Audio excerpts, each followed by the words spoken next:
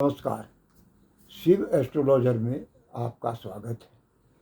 कल हमने जानकारी दी थी अंगूठे के बारे में, उंगलियों के बारे में और ग्रहों के बारे में, कौन ग्रह कहाँ पर स्थित है। आज हम आपको जानकारी देंगे रेखाओं, हथेली पर बनी रेखाओं के बारे में। पहली रेखा हमारी हृदय रेखा कहलाती है, जो बुध पर्वत के नीचे से शुरू होकर हमारे बृहस्पति पर्वत की ओर जाती है। कभी कभी ये शनि पर्वत पर भी जो हो समाप्त हो जाती है, या इससे पहले भी समाप्त हो जाती है। तो इसको हम हृदय रेखा कहते हैं। ये हमारी हृदय से संबंधित बारीकी में इसका विवेचन होता है। जो दूसरी रेखा हमारी मस्तिष्क रेखा है, जो अंगूठे के नीचे या बृहस्पति के नीचे से शुरू होकर और हमारी हथेली के दूसरी ओर बुध पर्वत के नीचे या सूर्य पर्वत के नीचे समाप्त होती है। जो इसको हम मस्तिष्क रेखा कहते हैं।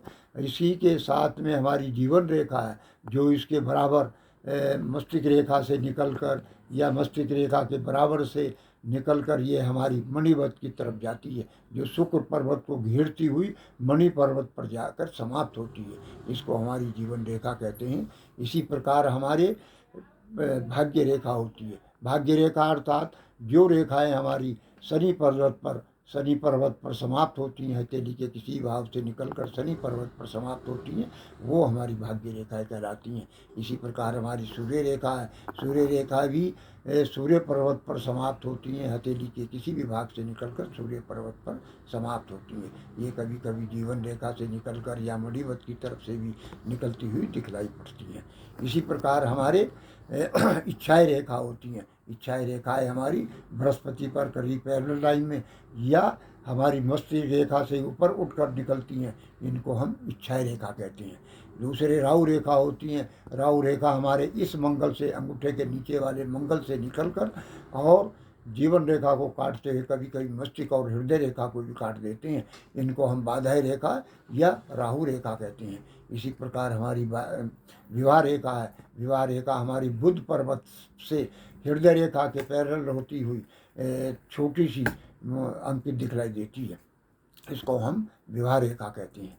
इसी प्रकार हाथ में अन्य प्रकार के त्रिकोण, आयताकार, क्रॉस और अन्य जो हों बिंदु, दीप आदि हमको दिखलाई देते हैं। उनके बारे में हम यथास्थान आपको आगे विस्तृत विवेचन करेंगे।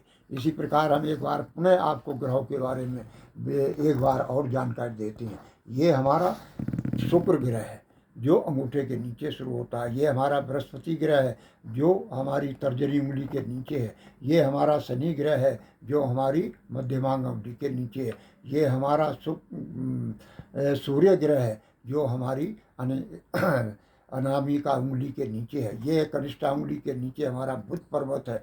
और ये आपके बृहस्पति और अंगूठे के बीच में ये हमारा मंगल का स्थान है।